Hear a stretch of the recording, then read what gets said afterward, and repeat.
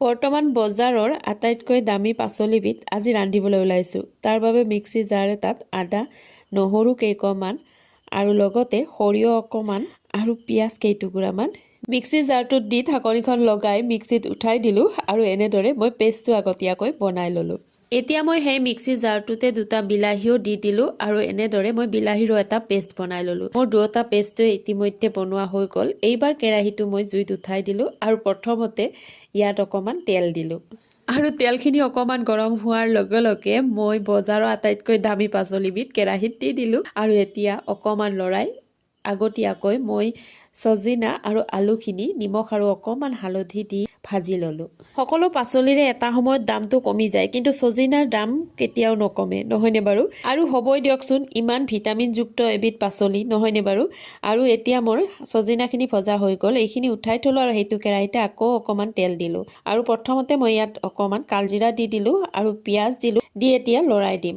আৰু যদিও মই চজিনা আৰু আলুখিনিত নিমখ আগতীয়াকৈ দিছিলোঁ, কিন্তু অকণমান দিছিলোঁ আৰু সেইবাবে আৰু অকণমান নিমখ আৰু হালধি দি পিঁয়াজখিনি ভালদৰে লৰাই দিলোঁ। এইবাৰ মই ইয়াত সৰিয়হৰ পেষ্টখিনিও দি দিলোঁ। মোৰ আইতাই যে চজিনা খাই বহুত ভাল পাইছিলে, দালিত দিও চজিনা খাইছিলে। আগত আমাৰ ঘৰতো এজোপা ডাঙৰ চজিনা গছ আছিলে আৰু গছজোপাত যে ইমান বিছা আছিলে নহয়, এনেও চজিনা গছত বহুত বিছা থাকে, নহয়নে বাৰু? সৰিয়হৰ পেষ্টখিনি অকণমান ভজা টাইপ হোৱাৰ পিছত মই ইয়াত বিলাহীৰ পেষ্টখিনিও দি দিলোঁ। আৰু বিলাহী সৰিয়হ গোটেইখিনি একেলগে অকণমান ভাজিব লাগিব, কেঁচা কেঁচা ভাৱটো যোৱালৈকে। আৰু এতিয়া মই ইয়াত আলু আৰু চজিনাখিনি দি একেলগে গোটেইখিনি লৰাই দিলোঁ। আৰু অকণমান সময় লৰাই দিয়াৰ পিছত মই ইয়াত জোখ অনুযায়ী অকণমান পানীও দি দিলোঁ। আৰু পানীখিনি দিয়াৰ পিছত ঢাকনিখন লগাই অকণমান সময়ৰ কাৰণে জুইৰ ওপৰতে ৰাখি দিলোঁ। আৰু এনেদৰেই মই আজি আলু চজিনাৰ চৰচৰিখন বনালোঁ। আৰু একেবাৰে শেষত এটা কেঁচা জলকীয়া দি দিলোঁ। চজিনা আলুৰ চৰচৰি, মাহৰ দাইল আৰু বেঙেনা ভাজি। আজিৰ দুপৰীয়া সাজ আমি এনেদৰে গ্ৰহণ কৰিলোঁ।